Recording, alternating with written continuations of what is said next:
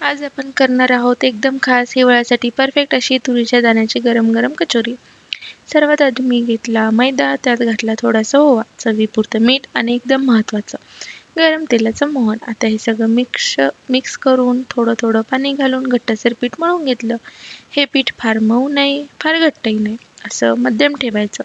मग हे पीठ झाकून 10-15 मिनिटे मुरायला ठेवलं. तोपर्यंत आपण करूया कचोरीचं सारण. मी घेतले ताजे तुरीचे दाणे, ते थोडेसे भाजून घेतले म्हणजे त्याचा कच्चेपणा जाईल आणि चव छान येईल. आता मिक्सरच्या भांड्यात घातली हिरवी मिरची, कोथिंबीर, आलं, लसूण आणि जिरं. हे सगळं छान वाटून जाडसर पेस्ट बनवून तुरीचे दाणे सुद्धा थोडेसे खरबरीत क्रश करून घेतले. आता कढई गरम करून त्यात घातलं तेल, थोडासा हिंग आणि तयार केलेली मिरची पेस्ट. ही पेस्ट थोडीशी परतून घेतली. मग त्यात घातलं हळद आणि गरम मसाला. आता त्यात घातले क्रश केलेले तुरीचे दाणे, चवीपुरतं मीठ आणि हे सगळं छान परतून घेतलं. वरून घातली बडीशोप आणि बारीक ठेचलेले धने.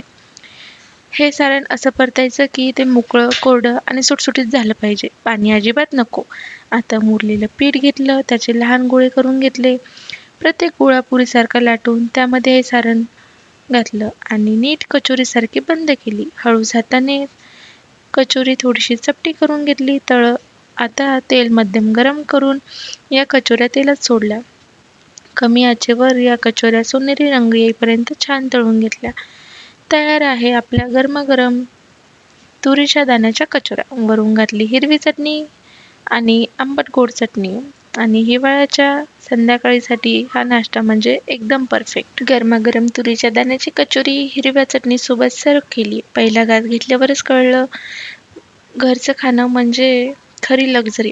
अशी कचोरी खाल्ली की एकावर एक संपतच नाही. रेसिपी आवडली असेल तर लाईक करा, कमेंट्स करा आणि किरण's किचन मराठीला सबस्क्राईब करा.